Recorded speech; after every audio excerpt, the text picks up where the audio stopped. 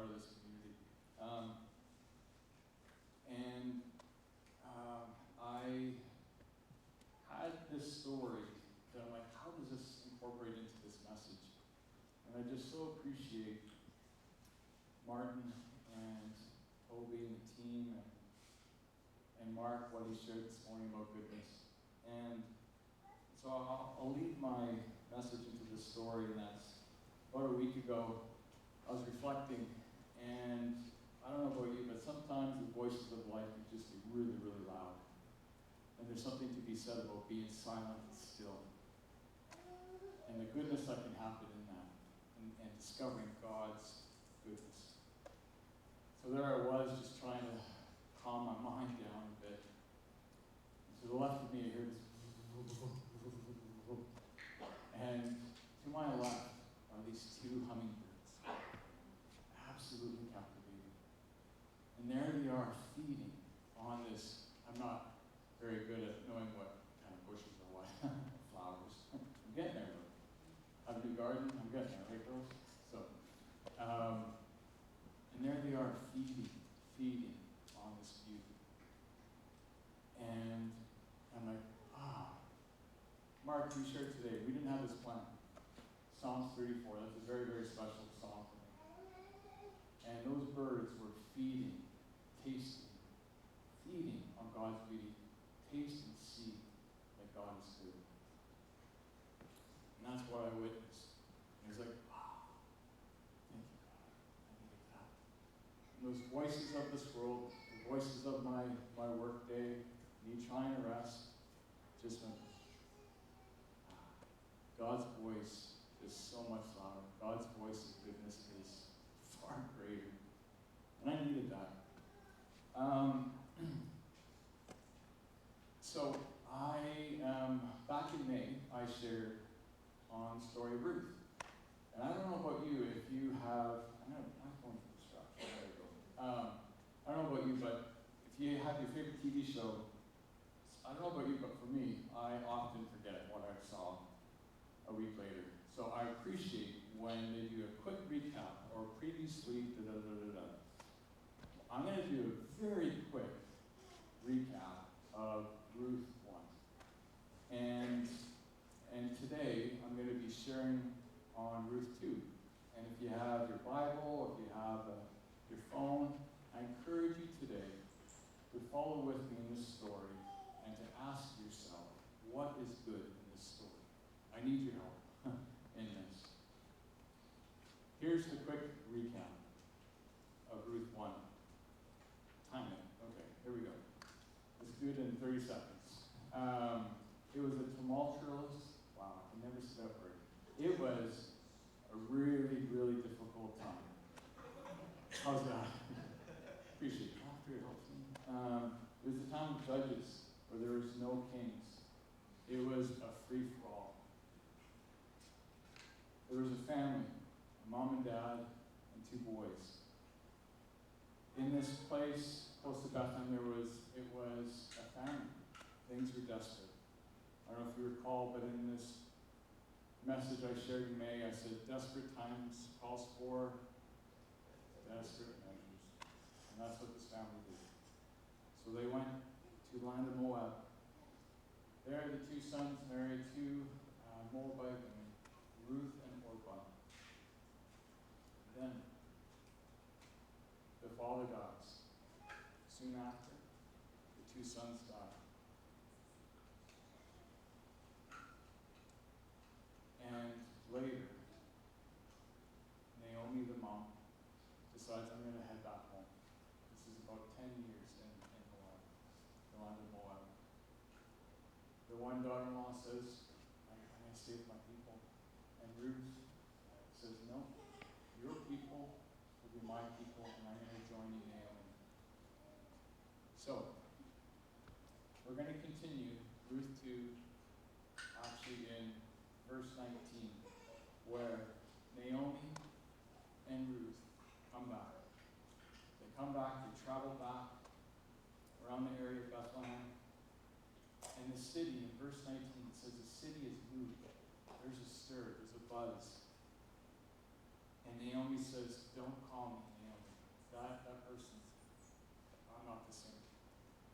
As I read, there's going to be a lot of verses here, so I'm going to be paraphrasing, so I'm going to trust you if you're going to be following along with me.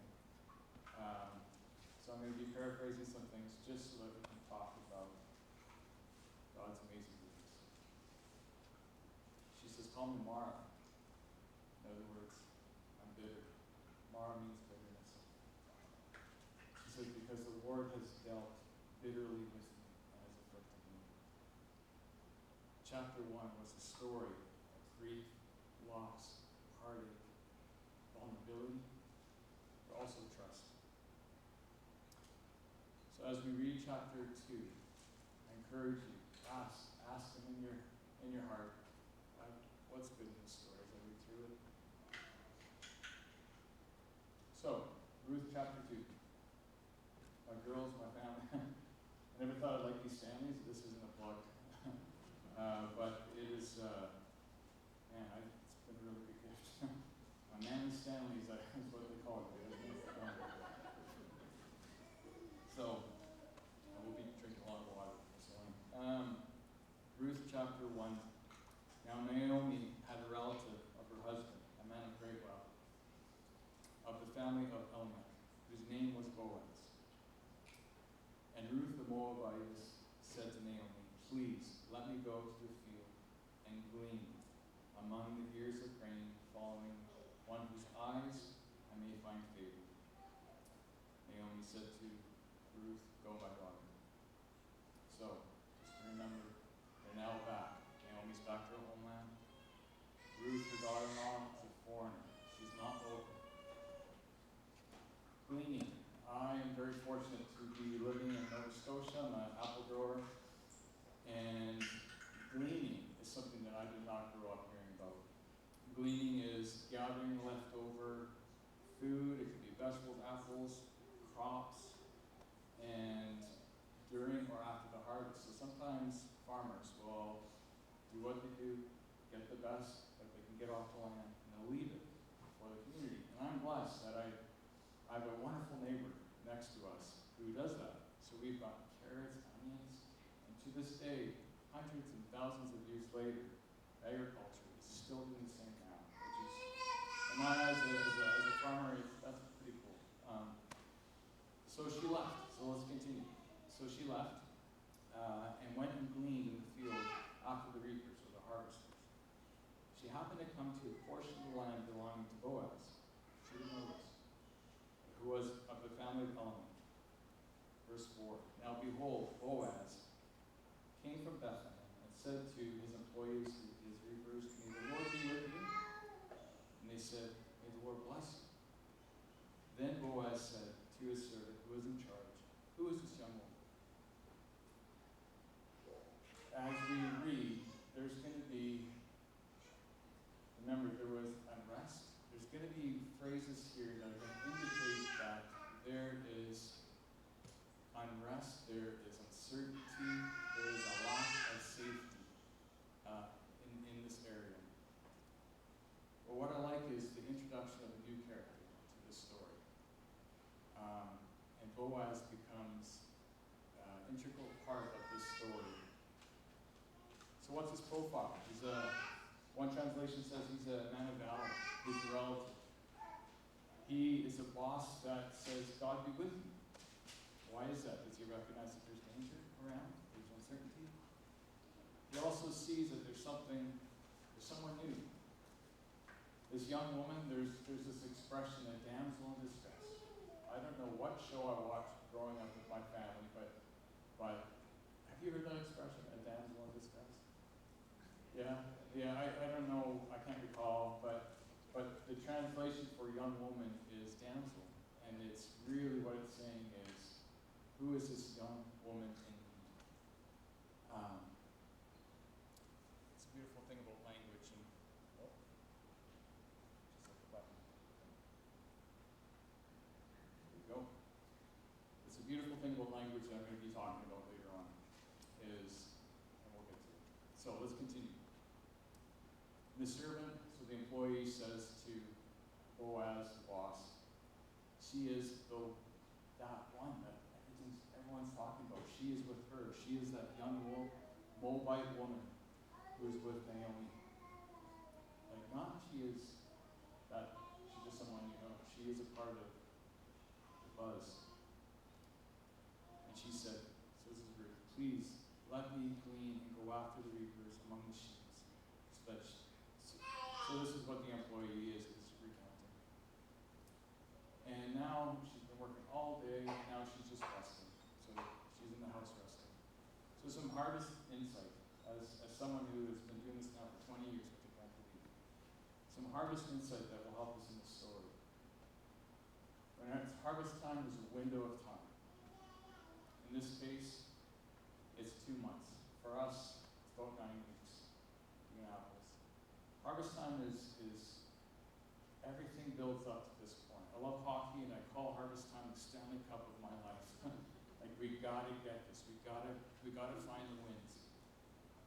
It's important to our livelihood, and it is with agriculture for farmers. It can be demanding. It can be demanding on employees, the employer. But what I like about Boaz, and we're seeing about who this guy is that he checks in with his people. He sees. Martin, we played a song today about God who sees. Yes. He is someone that's reflecting to me, Boaz, that he is a person just like this God who sees. He sees this young person. I don't know how many employees he has, but in the demanding culture of harvest time, he sees. Let's continue. Verse 8. Then Boaz says to Ruth. This is a conversation between Boaz and Ruth that has really hit home to me. And God help that God speaks to you in this conversation between these two. Listen carefully, my daughter. Do not go and glean into another field. Furthermore, do not go from this to another. Keep your eyes on this field, which they, furthermore, join my team. Join the young women here. Keep your eyes on this field, and you can reap and go after them. Indeed, I have ordered my servants not to touch you. When you are thirsty, go to the water jugs and drink whatever my servants draw. Daughter, this word here, translation, I have a wonderful Bible that talks about Jewish culture, talks about just the depth of culture and language. It was a wonderful present to me and a wonderful tool. And it's helped me look at the Bible. And so a lot of these terms are from research and from what scholars have said and just from what the language is saying in Hebrew.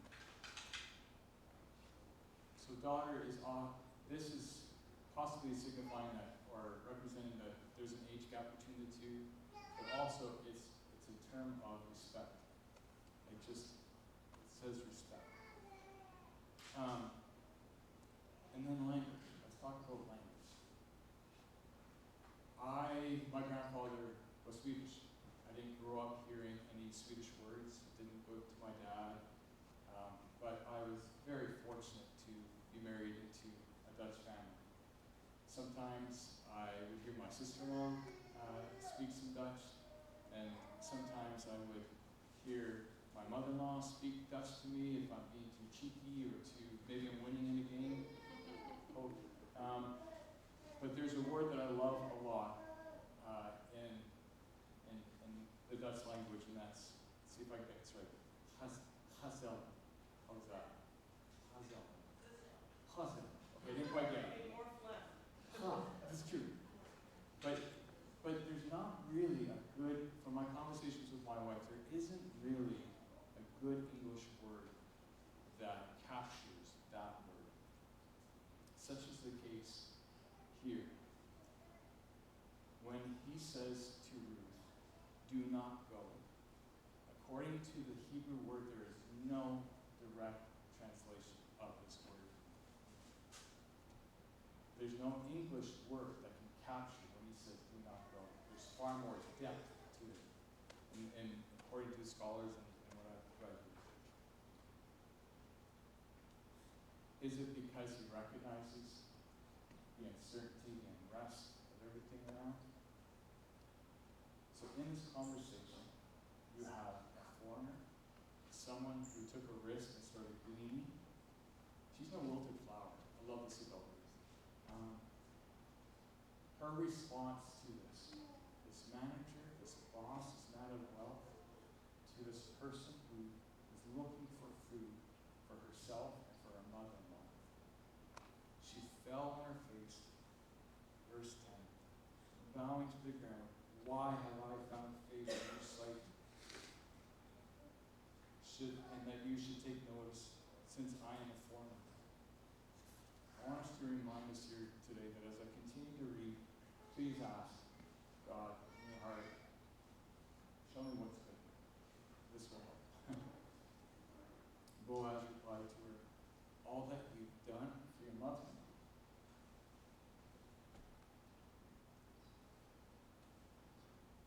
Seems like it happens that it's going to back. After the death of your husband has been fully reported to me. This is Boaz to you, and how you've left your father and mother in the land of your birth, and came to people you did not previously know.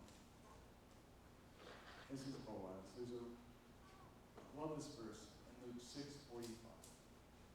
Jesus says this: "A good man brings out the good stored up in his heart.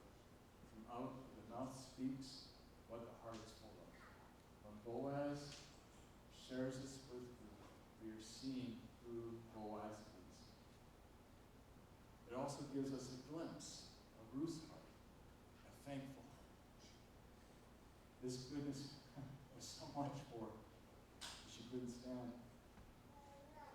She's a person that's been through a lot. I love this next part in verse 12. May the Lord, this is Boaz to Ruth, may the Lord reward your work, and may your wages be full from the Lord, God of Israel, under whose wings that you have come to take refuge. Then she said, I have found favor in your sight, my Lord, for you have comforted me, and indeed have spoken kindly to your servant, though I'm not like one of your servants. Some more Hebrew, some more background here. Under whose wings? There's that phrase is often, there's a few times in the Bible where that phrase is used. And it's a statement of intimacy. It's actually, what he's saying here is, may you find such intimacy that it's like worship with your God. When Ruth says servant, she's not saying, oh, I'm an equal with your servant. According to the Hebrew, she's saying, no, I'm actually the lowest of your servants. Maybe you can identify with this next statement I'm going to say, this next comment. When one has been through pain, trial, trauma, for long periods of time, one is desperate for good. And maybe you've been a person that has received God's goodness through somebody that you just couldn't stand. Or maybe to sit down. But sometimes when a person's been through so much for so long, it's sometimes difficult to see that goodness. Ruth saw it. Ruth saw it. Ruth is in survival mode. I'm not going to get into the science and the psychology of what happens when a person goes through such pain. But there's something to be said about people that have gone through so much that they go through. It's like survival mode, where you lose loved ones, finding food. You want to cling to something that is good. So in this conversation, Boaz says, I see you. I see that you've gone through this. It's been fully reported to me. God will give you this. God will comfort you. God will show his intimacy to you. With that comment of under his wings. Like I've shared before, I think Ruth here got a taste, and I think she saw something of God's goodness here. Verse 14. And at mealtime, Boaz said to her, Come here, that you may eat of bread and dip your piece of bread in vinegar. So she sat down with the reapers, with the employees, with the servants, and he served her roasted grain. And she ate and was satisfied, and had some left over. When she got up to go glean, so she's still working, the day's not done. Boaz commanded his servants, saying, let her glean among the sheaves, and do not insult her. Sheaves are like the final product of after you glean and after you harvest. Also, excuse me, you are to purposely slip out of the finished product of grain of bundles for her, so that she can gather, so she can glean it. Do not rebuke her.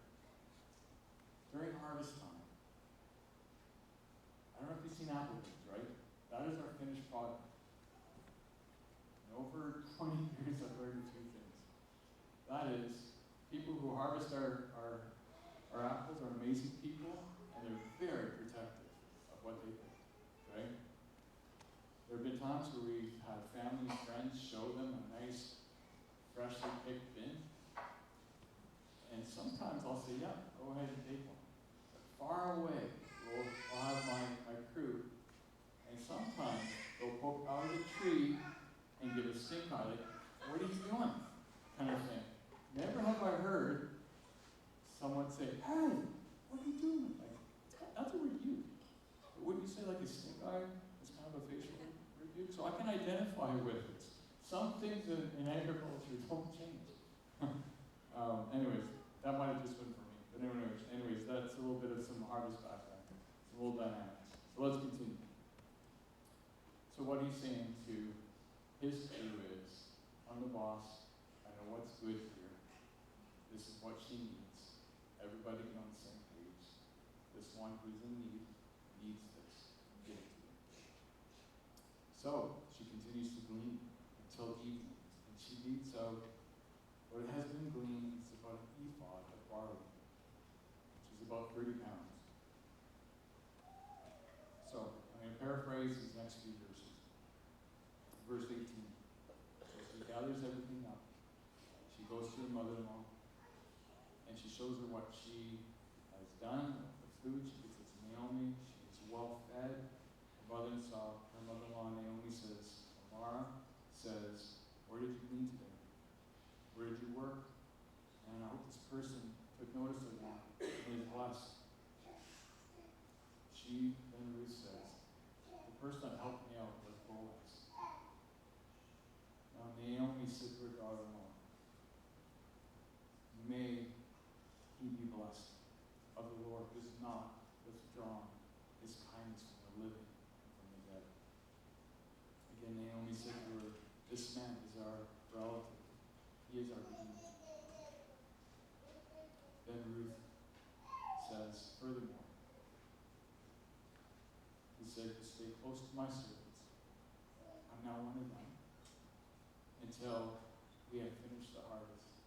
This happens in one day, according to what I'm reading now. Let's kind of be in the shoes of Naomi or Mara for a second. The verse about Jesus said about what comes out of the heart is one speaks. Naomi says, I'm here, I'm no longer Naomi, I'm Mara, I'm bitter. God's afflicted me. That's day one. Listening to Ruth speak. She says something of, oh, there's kindness. I think Naomi is recognizing, it's like that breath of, there could be good. Maybe there is something good here. In one day, God can change bitter to bad, to beautiful, to blessing. And I love it that Ruth says, oh, by the way, this isn't just for one day, it's for the full harvest. God's goodness, I heard today during worship, and just more. And your like God's goodness is it's more. Let's continue. Verse 22.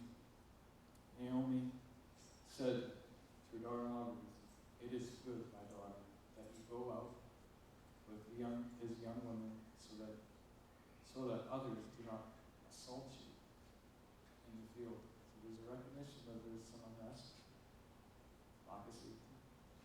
So she stayed close by the young women, and they gleaned until the end of harvest, and she lived with her mother-in-law.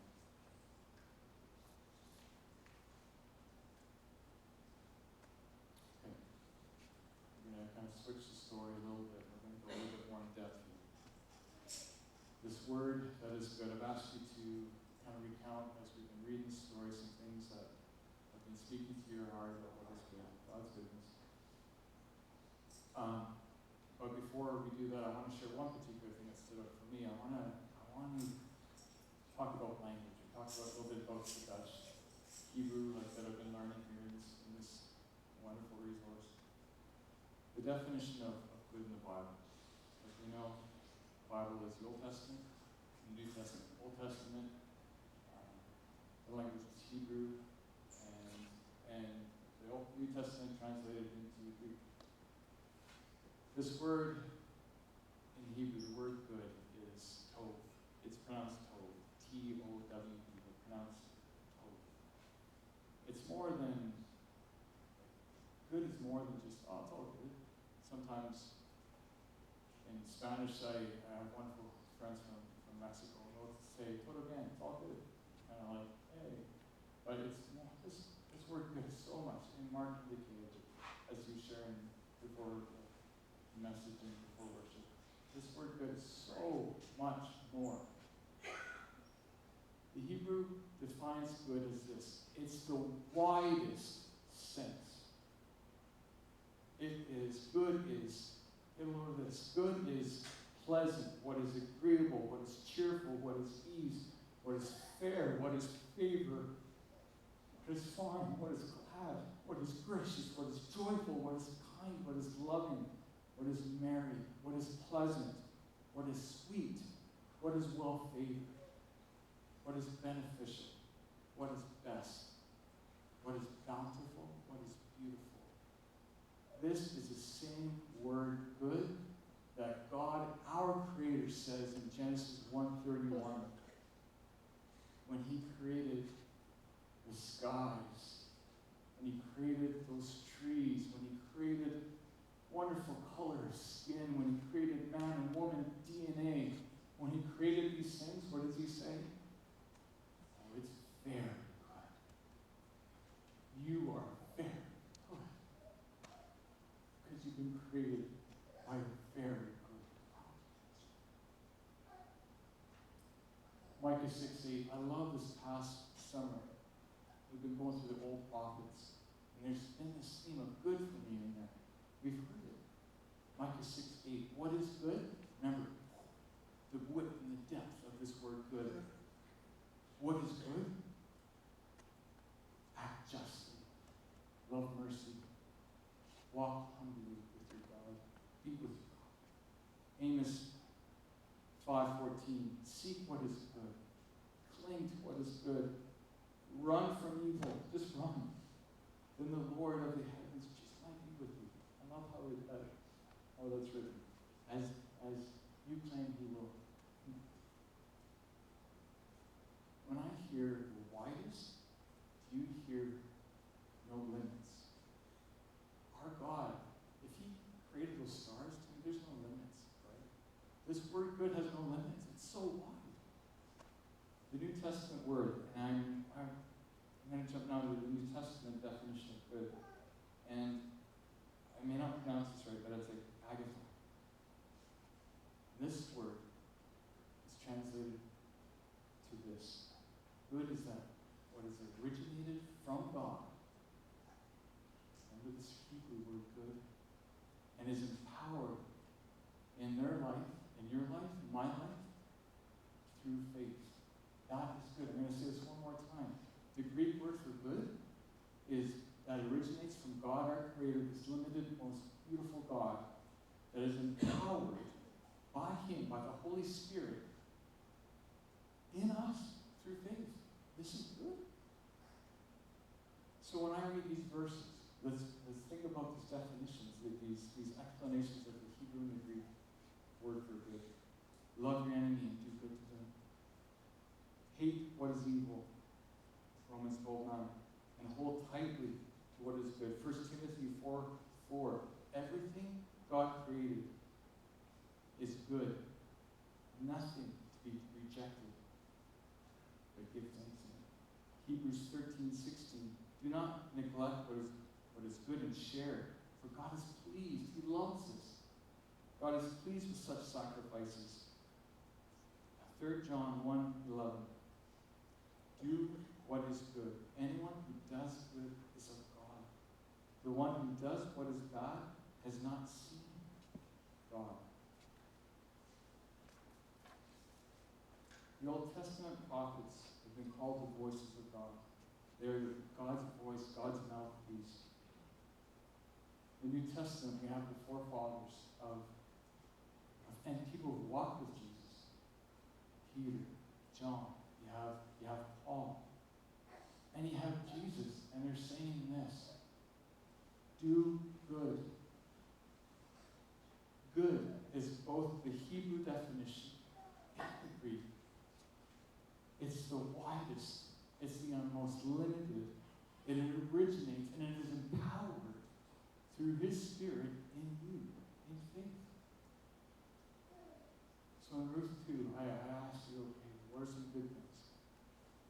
And I want to share one thing that has stood out to me that is very close and dear to my heart. To me, what I found was such beauty and such what was good was a man who saw a foreigner, active, and defended someone who was the lowest of the low, which he felt she was the lowest of the low, provided comfort and safety, especially to a person who was at risk, especially to someone who did not feel safe. Proverbs 31, 8 and 9 it's been a really special passage to me. I don't know about you, but if you've been reading the Bible for quite some time and you all of a sudden see these verses and it's like so fresh in me. I love that about His Spirit. And this happened to me in verses 8 and 9. And it says this: open your mouth for the meek, for the rights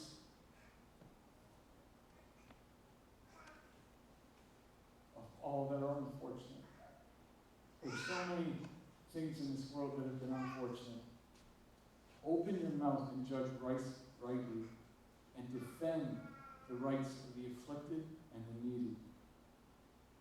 Sometimes people go through such unfortunate, terrible things. Sometimes it's just tough to speak. I can identify with that. Maybe some of you here can too. Sometimes it's just tough to speak and talk about it. Sometimes in this world, the loudest voices aren't about goodness. But I guarantee you, if you do a search on goodness in here, we've already shared some verses about goodness. God's voice is loud in the Bible about goodness, His goodness.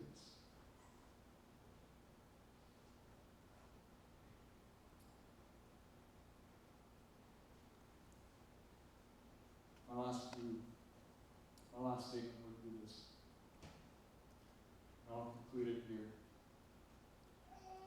And I've been challenged in my heart for this. And I want to encourage you in this. Let's be God's voice. Let's be God's advocate for His goodness. For people who are in need. Let's open up our mouth. Step out in faith. Trusting His Spirit. Trusting His promise. Let's be God's voice. Let's be God's advocate for His